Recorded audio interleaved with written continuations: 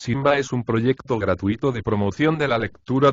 Ayúdanos a que nuestros libros lleguen a más gente compartiendo lecturas en las redes sociales.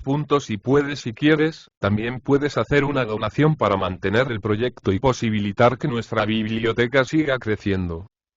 El secreto de Augusta J. M. Machado de Assis. Cuento índice primero. Son las 11 de la mañana. Doña Augusta Vasconcelos está reclinada sobre un sofá, con un libro en la mano. Adelaida, su hija, deja correr los dedos por el teclado del piano. ¿Papá ya se despertó?, pregunta Adelaida a su madre. No respondió, sin levantar los ojos del libro. Adelaida se incorporó y se acercó a Augusta. Pero mamá, ya es muy tarde, dijo ella. Son las 11. Papá duerme demasiado. Augusta dejó caer el libro sobre su regazo, y mirándola le dijo. Sucede que tu padre ayer se acostó muy tarde. Ya me di cuenta de que nunca puedo despedirme de papá cuando me voy a acostar. Siempre está afuera. Augusta sonrió. Eres una campesina, dijo ella, duermes como las gallinas. Aquí son otras las costumbres. Tu padre tiene mucho que hacer de noche. ¿Son cuestiones de política, mamá?, preguntó Adelaida. No lo sé, respondió Augusta. Empecé diciendo que Adelaida era hija de Augusta, y esta información, necesaria para el relato, no lo era menos en la vida real en que tuvo lugar el episodio que voy a narrar, porque a primera vista nadie diría que quienes allí estaban eran madre e hija. Parecían dos hermanas, tan joven era la mujer de Vasconcelos. Tenía Augusta 30 años y Adelaida 15. Pero comparativamente la madre parecía más joven que la hija. Conservaba la misma frescura de los 15 años, y tenía además lo que faltaba a Adelaida, que era la conciencia de la belleza y de la juventud. Conciencia que sería loable si no tuviese como consecuencia una inmensa y profunda vanidad. Su estatura era mediana pero imponente. Era muy blanca y sonrosada. Tenía los cabellos castaños y los ojos azulados. Las manos largas y bien dibujadas parecían criadas para las caricias del amor. Sin embargo, daba a sus manos mejor destino. Las calzaba en tersa cabritilla.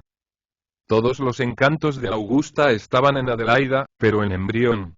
Se podía presentir que a los 20 años Adelaida iba a competir con Augusta.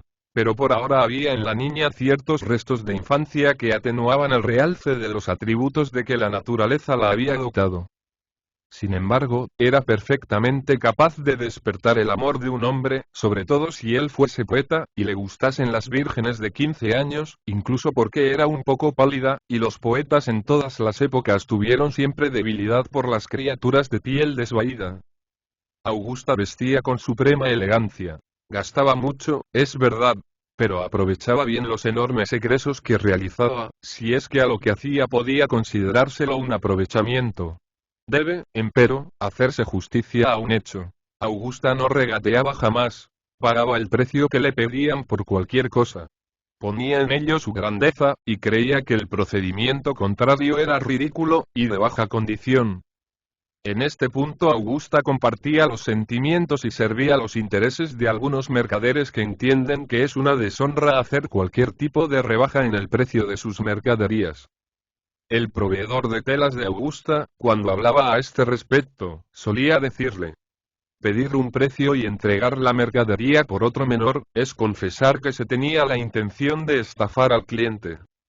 El proveedor prefería realizar la estafa sin confesarla. Otro hecho incuestionable al que cabe hacer justicia, era que Augusta no ahorraba esfuerzos en su afán de que Adelaida llegara a ser tan elegante como ella. No era pequeño el trabajo. Desde los 5 años Adelaida había sido educada en el campo, en casa de unos parientes de Augusta, más dados al cultivo del café que a los menesteres de la moda. Adelaida fue criada en la práctica de tales hábitos e ideas. Por eso, cuando llegó a la corte, donde se reunió con su familia, se produjo en ella una verdadera transformación. Pasaba de una civilización a otra. Vivió en poco tiempo una larga serie de años. Lo que le sirvió de mucho fue tener en su madre a una excelente maestra. Adelaida se transformó, y el día en que comienza este relato ya era otra. Todavía, sin embargo, distaba mucho de ser como Augusta. En el momento en que la madre respondía a la curiosa pregunta de su hija acerca de las ocupaciones de Vasconcelos, un carruaje se detuvo ante su puerta. Adelaida corrió hacia la ventana. «Es doña Carlota, mamá», dijo la niña volviendo hacia adentro. Pocos minutos después entraba en la sala de estar la referida señora. Para dar a conocer este nuevo personaje a los lectores bastará con decirles que era un calco de Augusta. Hermosa como ella, elegante como ella, vanidosa como ella. Todo esto significa que eran las más afables enemigas que puede haber en este mundo. Carlota venía a pedirle a Augusta que fuese a cantar a su casa, donde iba a realizarse un concierto, organizado en su honor para que estrenase un magnífico vestido nuevo. Augusta, de muy buen grado, accedió al pedido.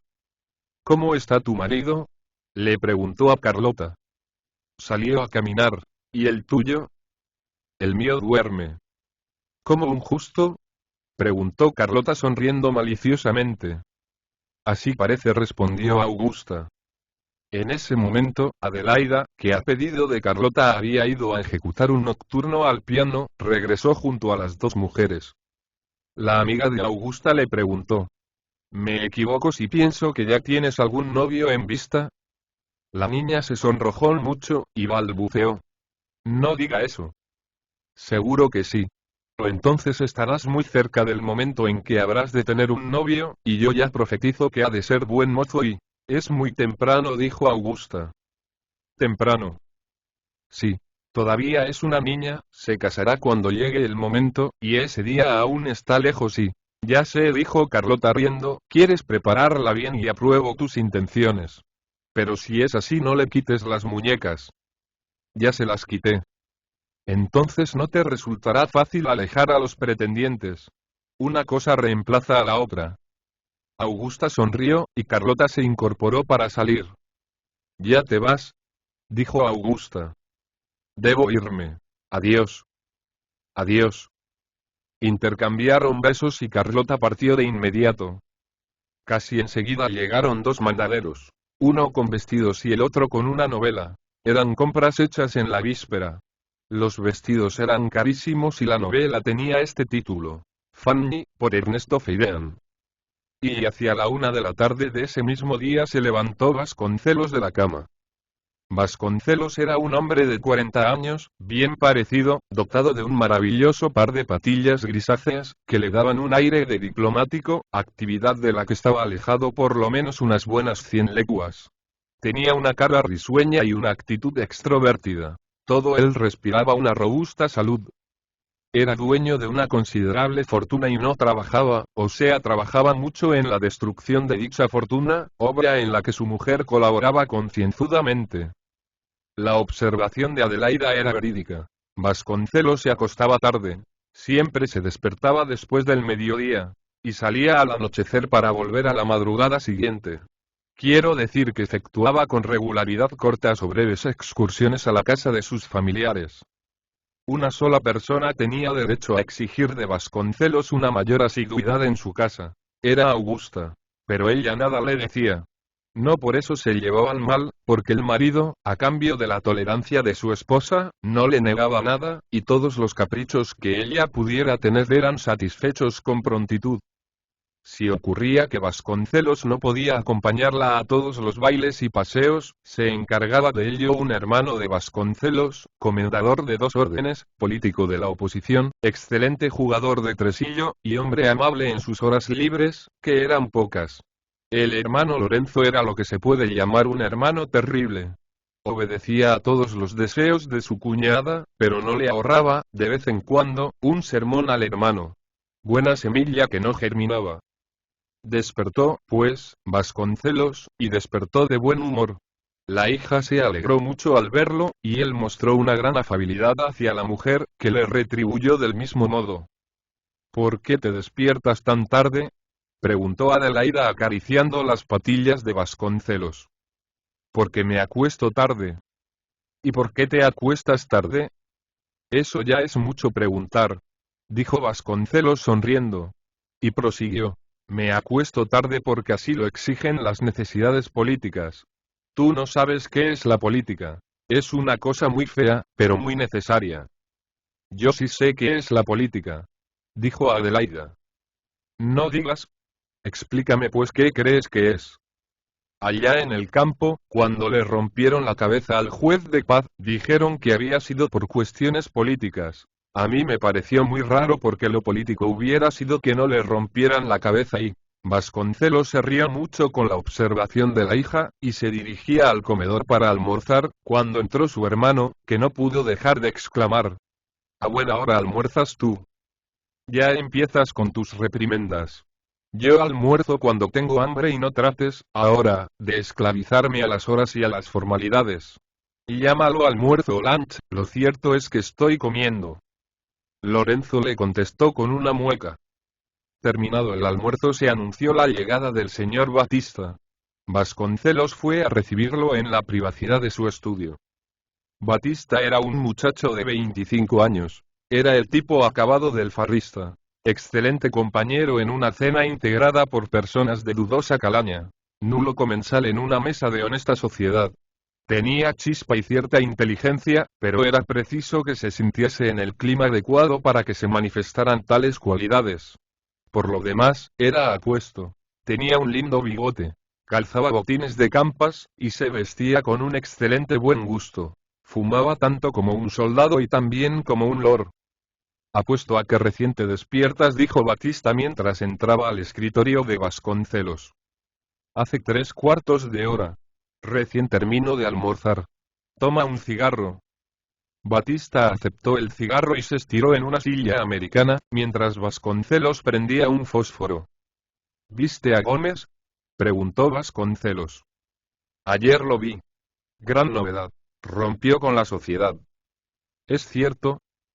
Cuando le pregunté por qué motivo no se le veía desde hacía un mes, me respondió que estaba pasando por una transformación, y que del Gómez que había sido no quedaba más que el recuerdo. Parece mentira, pero el muchacho hablaba con convicción. Lo dudo. Pienso, más bien, que se trata de alguna broma que nos está preparando. ¿Qué novedades hay? Nada.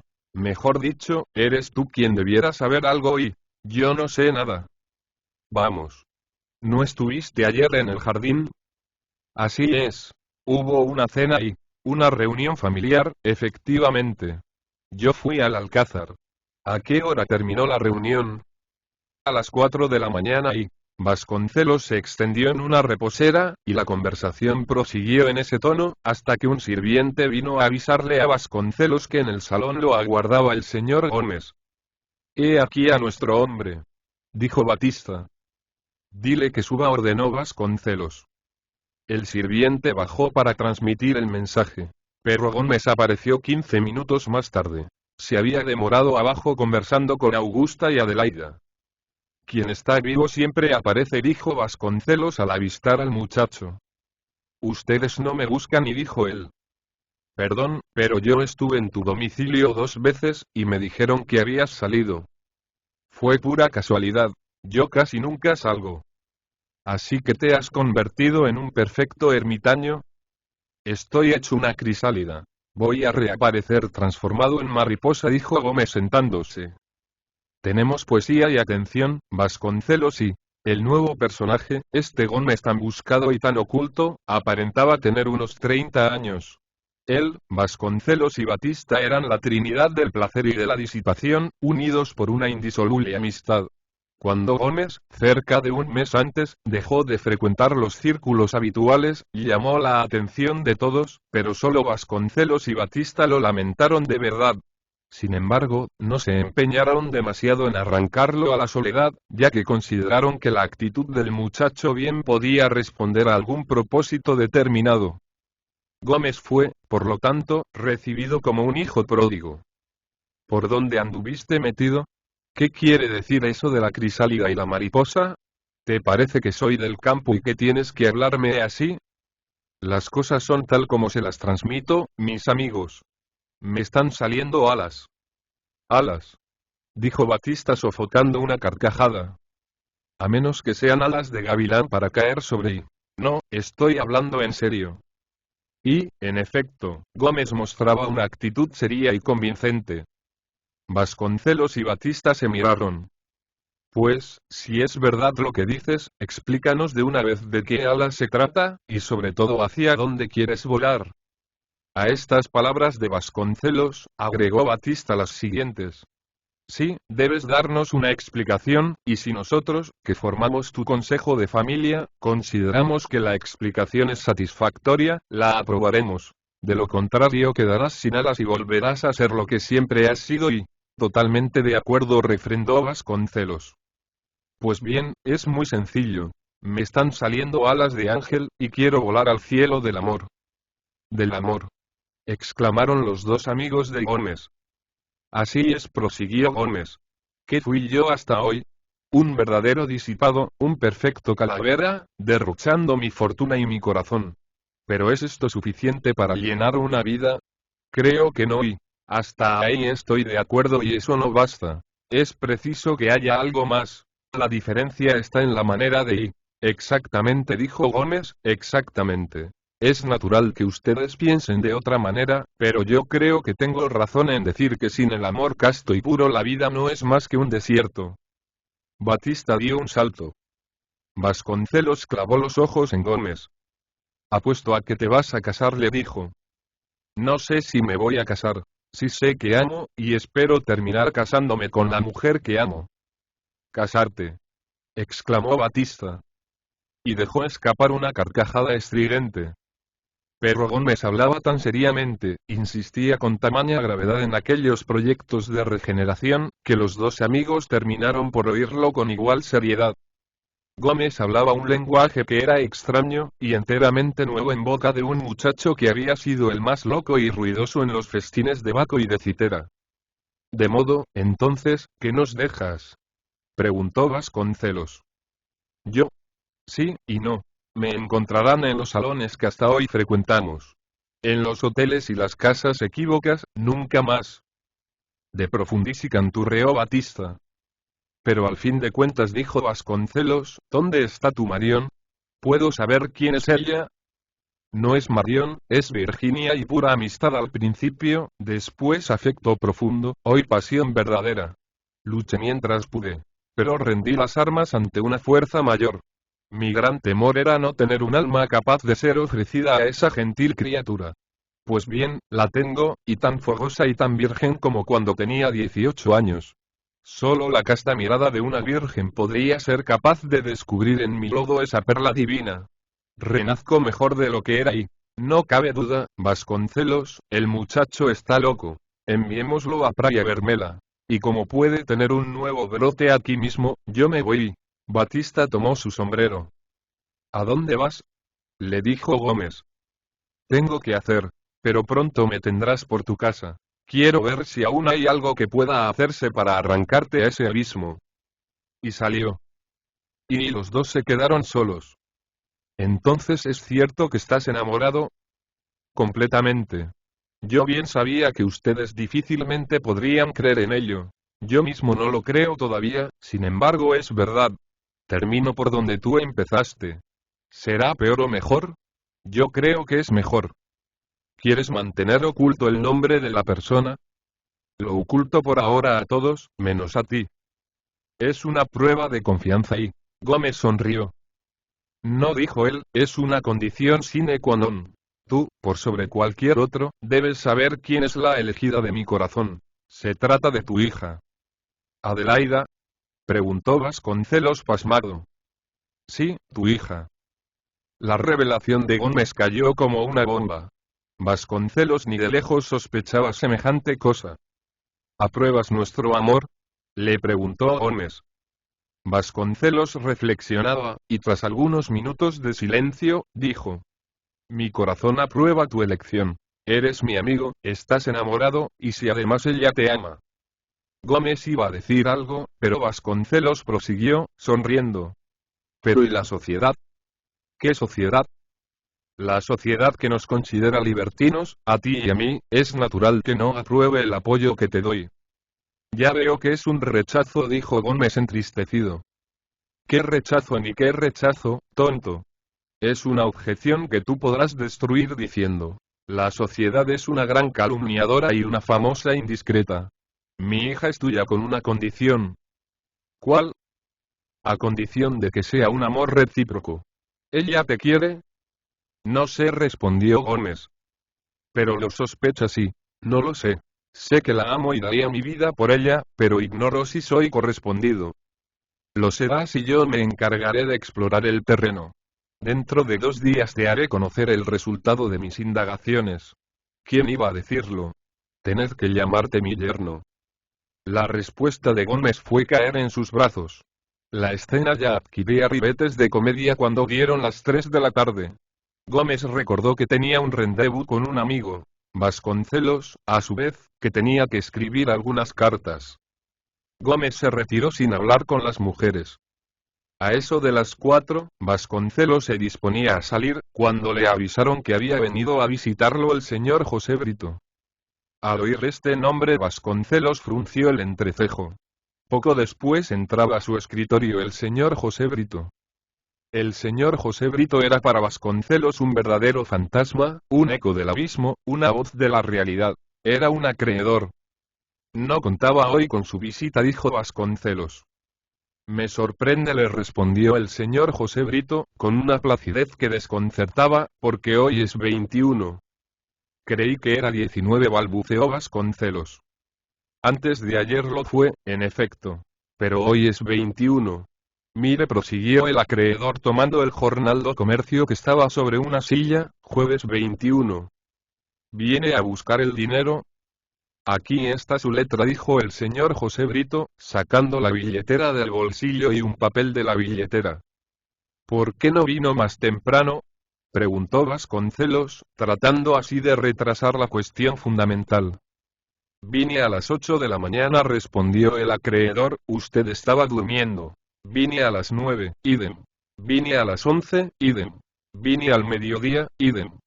Quise venir a la 1 de la tarde, pero tenía que mandar un hombre a la cárcel y no me fue posible terminar temprano. A las 3 comí algo, y a las 4 estuve aquí. Vasconcelos mordisqueaba el cigarro mientras trataba de ver si se le ocurría alguna buena idea que le permitiera escapar al pago con que no había contado. No se le ocurría nada, pero el propio acreedor le ofreció una alternativa. Por lo demás, dijo él, poco importa la hora, ya que yo estaba seguro de que usted me iba a pagar. Ah, dijo Vasconcelos, creo que usted se equivoca. Yo no contaba con que usted viniese hoy, y no conseguí el dinero y... Pero entonces, ¿qué piensa hacer? Preguntó el acreedor con ingenuidad. Vasconcelos sintió que su alma se llenaba de esperanza. Nada más simple, dijo. Espere hasta mañana y... Mañana quisiera presenciar el embargo de un individuo al que hice procesar por una larga deuda. No puedo y... Perdón, pero yo podría llevarle el dinero a su casa y... No habría problema si los asuntos comerciales se arreglasen así. Si fuésemos 2 amigos es natural que yo me contentase con su promesa, y todo terminaría mañana. Pero yo soy su acreedor, y solo me importa salvar mis intereses y por lo tanto, creo que lo mejor será que usted me pague hoy y... Vasconcelos se pasó la mano por los cabellos. Pero ya le he dicho que no tengo, dijo él. Es algo que sin duda debe resultarle muy molesto, pero que a mí no me causa la menor impresión y aunque debiera inquietarme, ya que su situación actual es precaria. ¿Mi situación? Así es.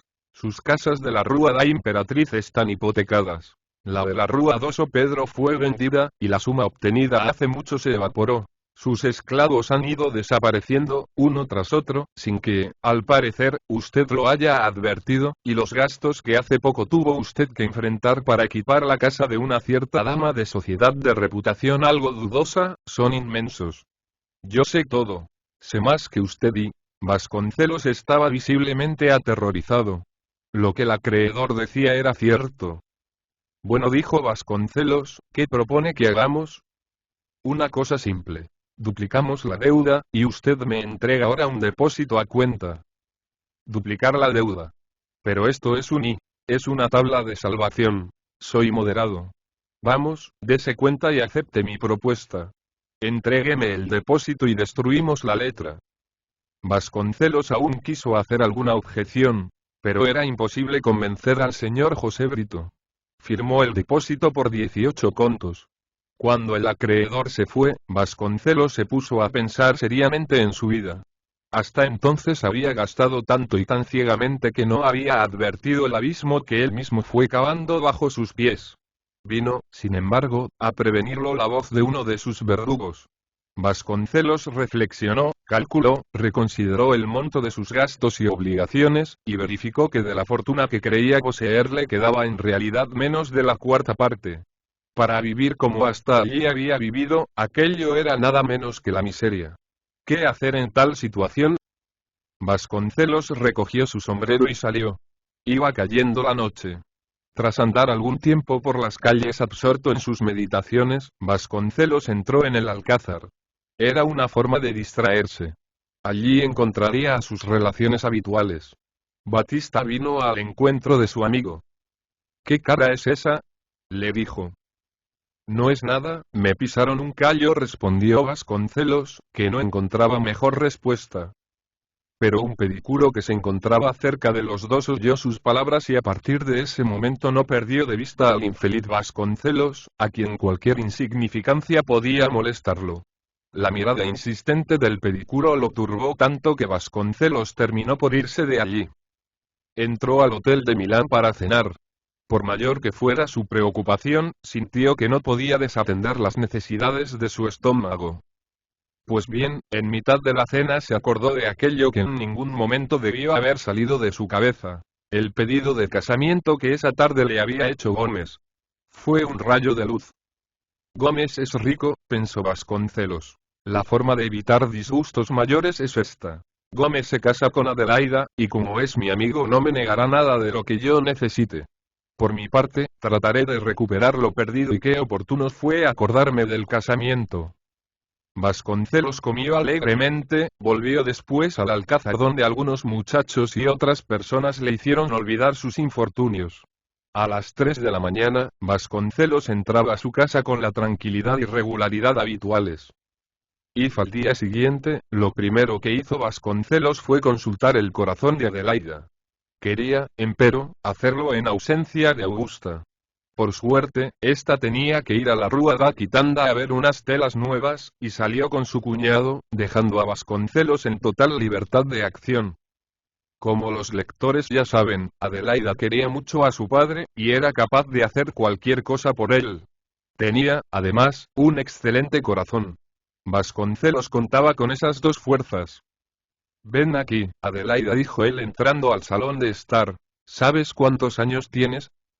Tengo 15. ¿Sabes cuántos años tiene tu madre? Tiene 27, ¿verdad? Tiene 30.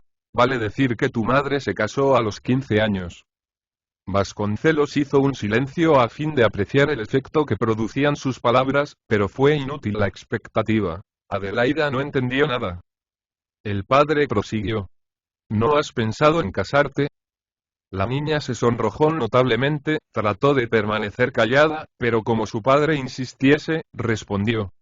Pero papá, yo no quiero casarme y... ¿Que no te quieres casar? Eso sí que es bueno. ¿Y por qué?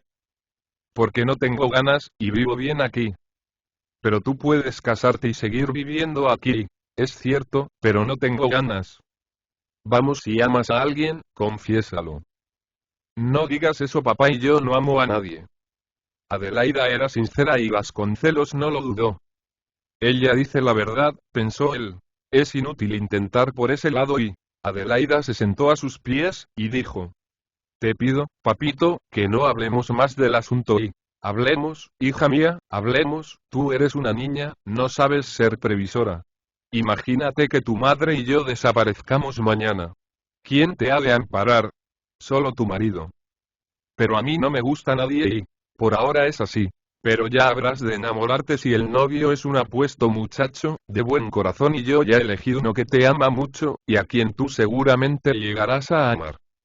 Adelaida se estremeció. Yo, dijo ella. ¿Pero y quién es? Gómez. Papá, yo no lo amo y... Eso solo es cierto por ahora. Pero no me negarás que él es digno de ser amado. 2 meses bastarán para que te enamores de él.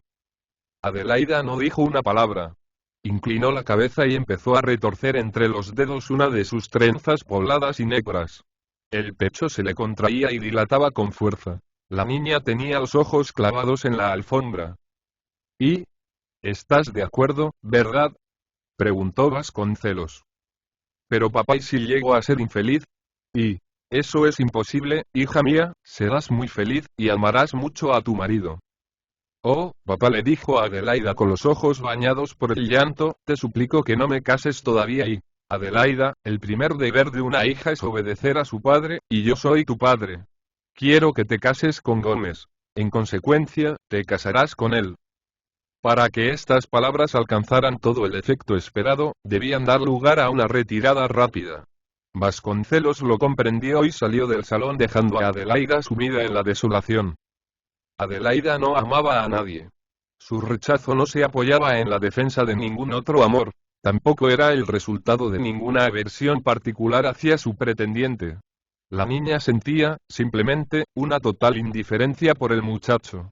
En estas condiciones el casamiento no dejaba de ser una odiosa imposición. ¿Pero qué haría Adelaida? ¿A quién recurriría? Recurrió a las lágrimas. En cuanto a Vasconcelos, subió a su estudio y escribió las siguientes líneas a su futuro yerno. Todo marcha bien. Te autorizo a venir para hacerle la corte a la niña. Puedes empezar cuando quieras y espero que dentro de 2 meses la fecha de casamiento esté fijada. Cerró la carta y la envió. Poco después regresaron de la calle Augusta y Lorenzo. Mientras Augusta subió al cuarto de la toilette para cambiarse de ropa, Lorenzo fue a ver a Adelaida, que estaba en el jardín. Advirtió que los ojos de ella estaban enrojecidos, y preguntó por la causa, pero la muchacha negó haber llorado. Lorenzo no creyó en las palabras de la sobrina, y la instó a que le dijera la verdad acerca de lo ocurrido. Adelaida tenía una relación extraña con su tío, debido en gran parte a esa franqueza de carácter de la que ahora mismo le daba pruebas. Al cabo de algunos minutos de resistencia, Adelaida contó a Lorenzo la charla que había tenido con su padre. Así que por eso estás llorando, querida. ¿Y qué te parece? ¿Cómo haré para librarme del casamiento? No te aflijas, no te casarán. Yo te prometo que ese matrimonio no se realizará y... La muchacha sintió un estremecimiento de alegría. Tío, ¿me prometes que convencerás a papá? Lo convenceré o lo venceré, poco importa. Tú no te casarás, puedes estar segura. Tu padre es un tonto. Lorenzo subió al escritorio de Vasconcelos, exactamente en el momento en que éste se disponía a salir. ¿Sales? Le preguntó Lorenzo. Así es. Debo hablarte. Lorenzo se sentó, y Vasconcelos, que ya tenía el sombrero en la cabeza, esperó de pie que él hablase. Siéntate, dijo Lorenzo. Vasconcelos se sentó. Hace 16 años y... empiezas yéndote muy lejos. Trata de abreviar por lo menos media docena de años, sin lo cual no te prometo oír lo que vas a decirme. Hace 16 años, prosiguió Lorenzo, decías que acababas de encontrar un paraíso, el verdadero paraíso, y fuiste durante 2 o 3 años un marido ejemplar. Después cambiaste completamente. Y el paraíso se hubiera convertido en un verdadero infierno si tu mujer no fuese tan indiferente y fría como es, evitando de ese modo terribles escenas domésticas. Pero Lorenzo, ¿me puedes decir qué tienes tú que ver con todo eso? Nada. Ni de eso vengo a hablarte. Lo que me interesa es que no sacrifiques a tu hija por un capricho, entregándola a uno de tus compañeros de juerga y... Vasconcelos se puso de pie. Estás loco, dijo él. Te aseguro que estoy perfectamente cuerdo, y te doy el prudente consejo de que no sacrifiques una hija a un libertino.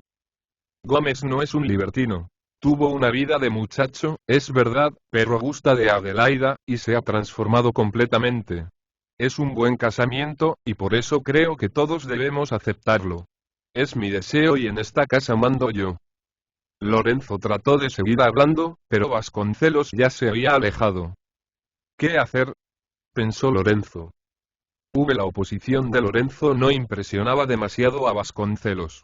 Él podía inculcar a su sobrina ideas de resistencia. Pero Adelaida, que era un espíritu débil, cedería ante el último que hablase, y los consejos de un día serían derrotados por la imposición del día siguiente. No obstante, era conveniente obtener el apoyo de Augusta. Vasconcelos pensó en ocuparse de eso cuanto antes. Urgía, sin embargo, organizar sus negocios, y Vasconcelos buscó un abogado a quien entregó todos los papeles y la información necesaria, encargándole que lo orientase para enfrentar las necesidades que le imponía la situación, como por ejemplo lo atinente a los recursos legales a que podría apelar en caso de reclamo por deuda o hipoteca. Nada de esto hacía suponer, por parte de Vasconcelos, una reforma de sus costumbres. Se preparaba, apenas, para proseguir su vida anterior. 2 días después de la conversación con el hermano, Vasconcelos fue en busca de Augusta, para hablar francamente con ella sobre el casamiento de Adelaida. Ya en ese lapso, el futuro novio, siguiendo el consejo de Vasconcelos, empezó a cortejar a la muchacha.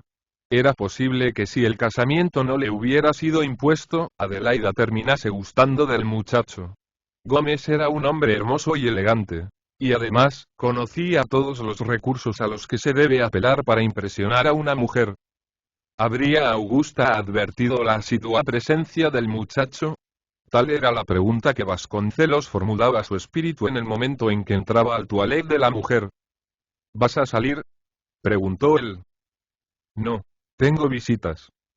Ah. ¿Quién? La mujer deseaba, dijo ella.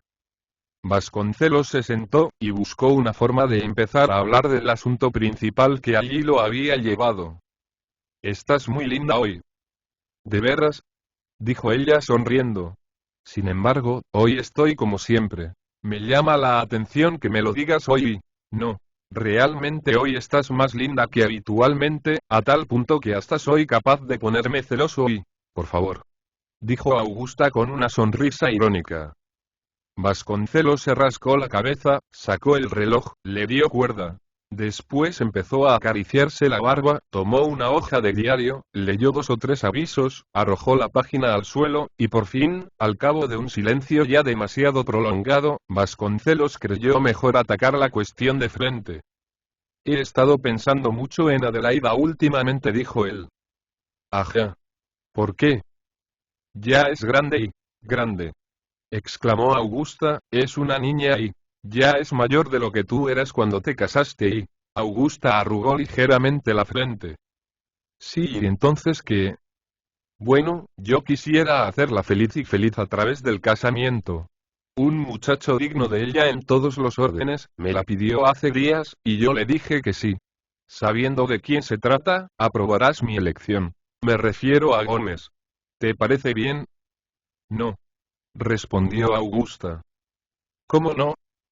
Adelaida es una niña. No tiene ni la madurez ni la edad adecuada para casarse y lo hará en su debido momento. ¿En su debido momento? ¿Tú crees que el novio esperará ese momento impreciso?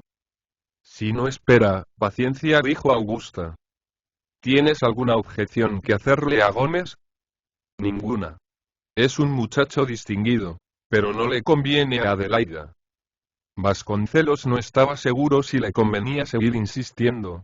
Le parecía que nada habría de lograr, pero el recuerdo de la fortuna le dio fuerzas para proseguir, y entonces él preguntó. ¿Por qué? ¿Estás seguro que es el hombre que le conviene a Adelaida?, inquirió Augusta, eludiendo la pregunta del marido. Digo que sí. Le convenga o no, nuestra niña no debe casarse todavía. ¿Y si ella lo amase? ¿Y qué importa? Igual debería esperar. Sin embargo, Augusta, no podemos prescindir de este casamiento y es una necesidad fatal. ¿Fatal? No comprendo y, me explicaré. Gómez tiene una buena fortuna. También nosotros tenemos una y, ahí te equivocas, interrumpió Vasconcelos. ¿Qué quieres decir? Vasconcelos prosiguió. Más tarde o más temprano tenías que llegar a saberlo, y yo me alegro de que haya surgido la oportunidad de decirte toda la verdad. La verdad es que si no estamos pobres, estamos arruinados. Augusta oyó estas palabras con los ojos desorbitados por el espanto.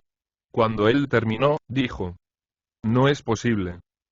Desgraciadamente es verdad. Hubo un momento de silencio. Todo está arreglado, pensó Vasconcelos. Augusta rompió el silencio. Pero dijo ella, si nuestra fortuna está menguada, creo que debieras estar haciendo algo más útil que conversar. Debieras estar reconstruyéndola. Vasconcelos hizo con la cabeza un movimiento de asombro, y como si ese ademán fuese una pregunta, Augusta se apresuró a responder. No te sorprendas. Creo, sinceramente, que tu deber es reconstruir nuestra fortuna. No es eso lo que sorprende. Me sorprende que me lo recuerdes de esa manera. Se diría que la culpa es mía y... Bien.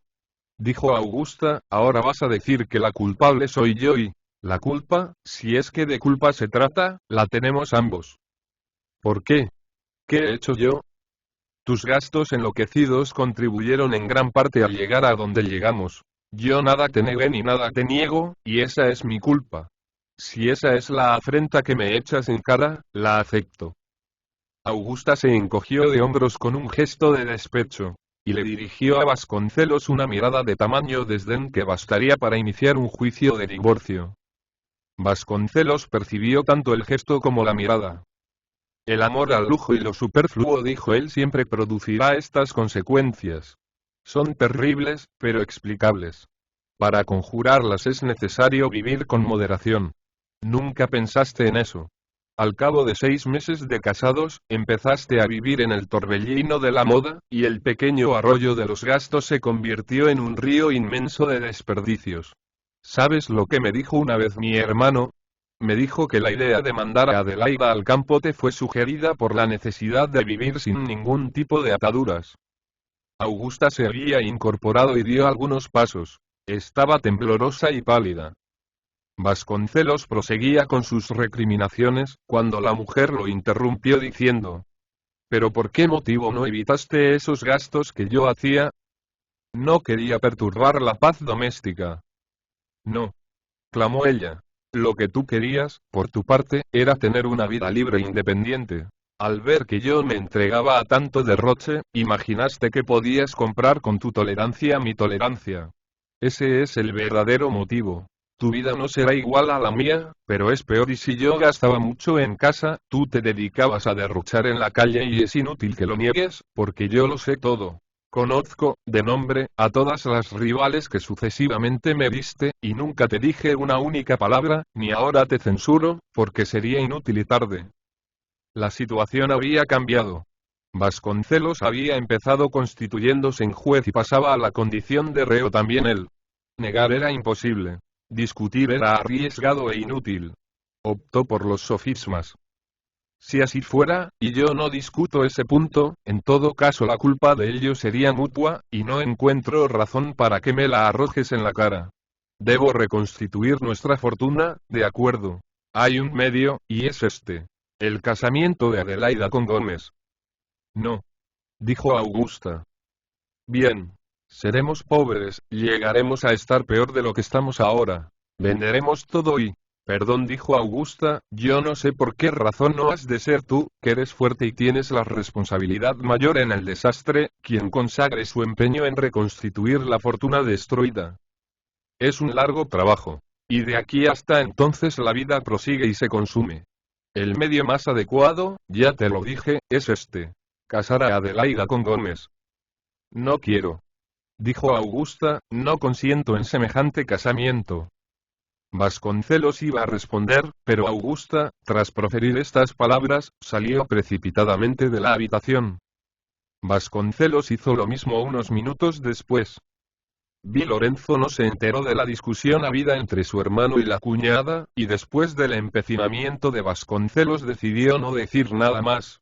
Mientras tanto, como quería mucho a la sobrina, y no deseaba verla entregada a un hombre de costumbres que él reprobaba, resolvió esperar que la situación tomase un carácter más definido para asumir un papel más activo.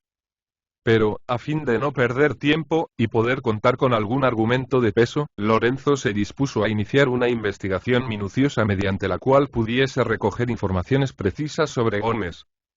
Este consideraba que el casamiento era algo decidido, y no perdía un solo minuto en su afán de conquista de Adelaida. Notó, sin embargo, que Augusta se iba volviendo más fría e indiferente, sin que él fuese capaz de explicarse el motivo de semejante actitud. Así fue como se adueñó de su espíritu la sospecha de que pudiera surgir de ella alguna oposición.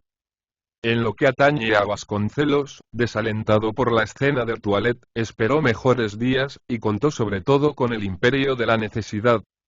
Un día, sin embargo, exactamente 48 horas después de la gran discusión con Augusta, Vasconcelos se formuló esta pregunta. Augusta rechaza la propuesta de ofrecer la mano de nuestra hija a Gómez, ¿por qué?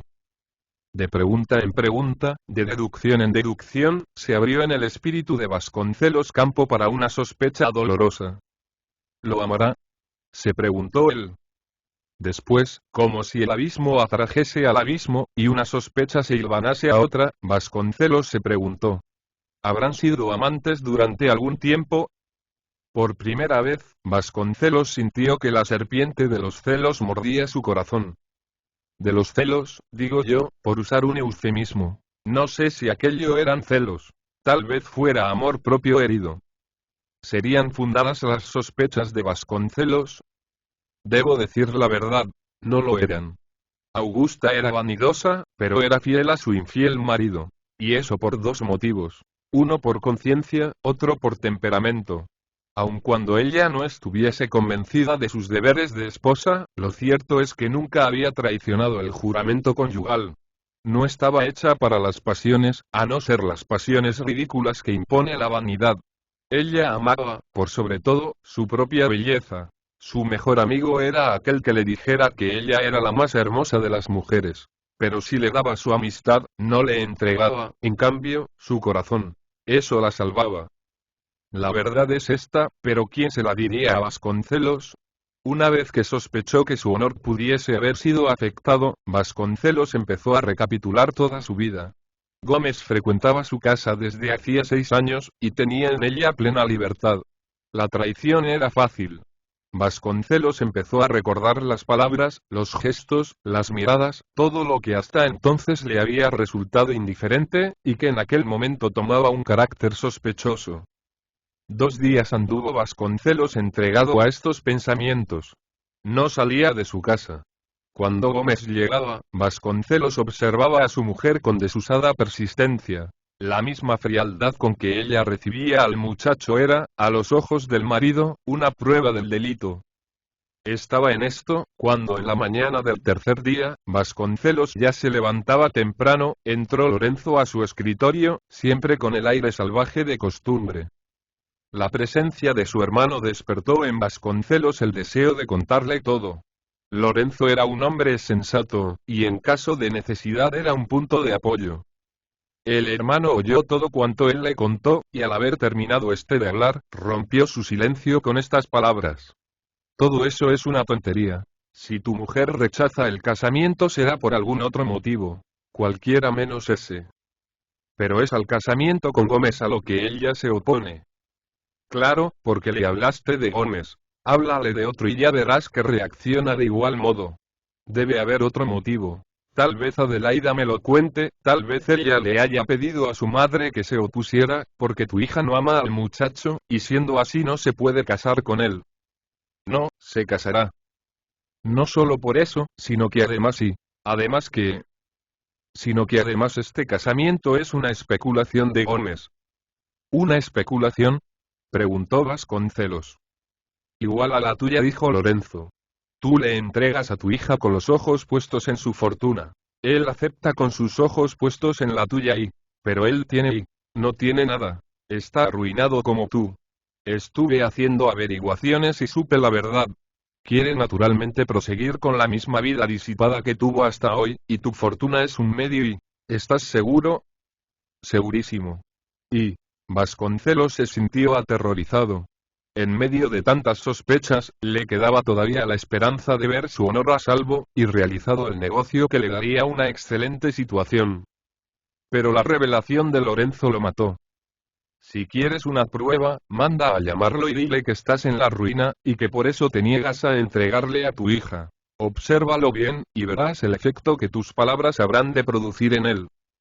No fue necesario que mandara llamar al pretendiente.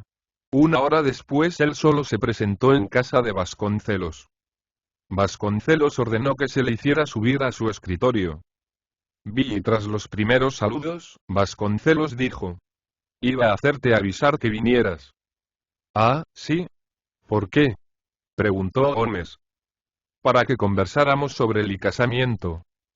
¿Qué pasa? ¿Hay algún problema? Siéntate y hablaremos. La expresión de Gómez se volvió sombría. Presintió alguna dificultad grande. Vasconcelos tomó la palabra. Hay circunstancias que deben quedar bien claras, para que podamos comprendernos bien y, claro, estoy de acuerdo y, ¿amas a mi hija? ¿Cuántas veces quieres que te lo repita? ¿Tu amor está por sobre todas las circunstancias? Absolutamente, salvo aquellas que comprometan la felicidad de Adelaida. Debemos ser francos. Además del amigo que siempre fuiste, eres ahora casi mi hijo y la discreción entre nosotros sería indiscreta y, sin duda, respondió Gómez. Acabo de enterarme que mis negocios andan muy mal. Los gastos que hice alteran profundamente la economía de mi vida, de modo que no te miento diciéndote que estoy en la ruina. Gómez reprimió una mueca. Adelaida, prosiguió Vasconcelos, no tiene fortuna, ni siquiera tendrá dote. Es apenas una mujer lo que te doy. Lo que te aseguro es que te llevas un ángel, y que ha de ser una excelente esposa. Vasconcelos se calló, y su mirada clavada en el muchacho parecía querer arrancarle de las facciones las impresiones de su alma. Gómez debía responder, pero durante algunos minutos hubo entre ambos un profundo silencio. Por fin el pretendiente tomó la palabra. Aprecio, dijo él, tu franqueza, y con igual franqueza te hablaré. No pido otra cosa y, no fue ciertamente el dinero quien me inspiró este amor. Creo que tendrás a bien reconocer que mis propósitos y sentimientos están por sobre semejantes consideraciones. Por lo demás, el día que te pedí la mano de la querida de mi corazón, yo creía ser rico. ¿Creías? Óyeme. Recién ayer mi procurador me comunicó el estado de mis negocios. ¿Es malo? Ojalá que no fuera más que eso. Imagínate que hace 6 meses que vivo gracias a los esfuerzos inauditos que realizó mi procurador para conseguirme algún dinero, ya que no se sentía con fuerzas como para decirme la verdad. Ayer supe todo. No me digas. Puedes imaginarte hasta qué punto llega la desesperación de un hombre que cree estar bien, y un buen día reconoce que no tiene un centavo. Me doy perfecta cuenta por lo que ha ocurrido conmigo. Llegué alegre aquí, porque la alegría que aún me resta proviene de esta casa.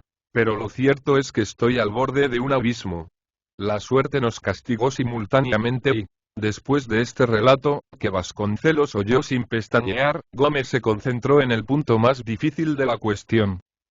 Agradezco tu franqueza, y acepto a tu hija sin fortuna.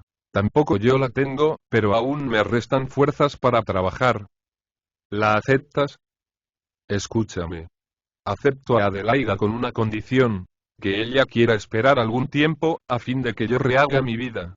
Tengo la intención de dirigirme al gobierno y solicitar algún cargo, creo que todavía recuerdo algo de lo que aprendí en la escuela y apenas esté en condiciones, vendré por ella. ¿Te parece bien?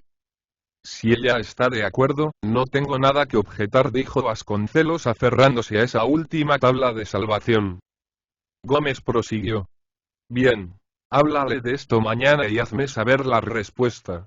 Ah, si yo tuviera aún mi fortuna. Esta hubiera sido la circunstancia ideal para probarte mi afecto. Bueno, estamos de acuerdo. Espero tu respuesta. Y se despidieron. Vasconcelos se quedó sumido en esta reflexión. De todo lo que dijo, lo único que me parece cierto es que no tiene nada. No hay nada que esperar. No hay que pedirle peras al olmo. Gómez, por su parte, bajó la escalera diciéndose a sí mismo. Lo que me parece notable es que estando en la ruina me lo haya dicho así, justamente cuando mi propia fortuna está perdida. Me esperarás inútilmente. 2 mitades de caballo no forman un caballo. Vasconcelos bajó.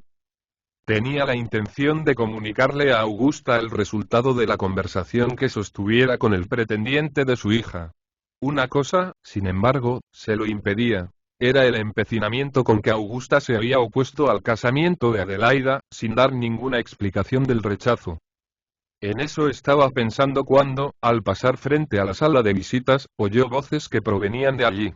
Augusta y Carlota conversaban. Iba a entrar cuando estas palabras llegaron a sus oídos. Pero Adelaida es muy niña. Era la voz de Augusta. ¿Qué va a ser muy niña? Exclamó Carlota. Exactamente, yo creo que no tiene edad para casarse. Yo, en tu lugar, no pondría trabas al casamiento, aun cuando se realizase solo dentro de unos meses, porque Gómez me parece un excelente muchacho y, puede ser. De todas maneras no quiero que Adelaida se case. Vasconcelos pegó el oído a la cerradura, pues no quería perderse una sola palabra del diálogo. Lo que no entiendo, dijo Carlota, es tu obstinación. Más tarde o más temprano, Adelaida terminará por casarse. Dios quiera que sea lo más tarde posible, dijo Augusta. Hubo un silencio. Vasconcelos empezó a impacientarse. Ah, prosiguió Augusta, si supieses el terror que me produce la idea del casamiento de Adelaida y... ¿Por qué? No entiendo y... ¿No te das cuenta, Carlota? Tú piensas en todo menos en una cosa. El terror me lo inspiran sus hijos, que serán mis nietos. La idea de ser abuela es horrible, Carlota. Vasconcelos respiró aliviado, y abrió la puerta. Ah, eres tú, dijo Augusta. Vasconcelos saludó a Carlota, y apenas ésta se hubo retirado, se volvió hacia su mujer y dijo. Escuché lo que estuviste hablando con esa señora y... No era ningún secreto, pero ¿qué oíste? Y... Vasconcelos respondió sonriendo. Pude enterarme de la causa de tus terrores.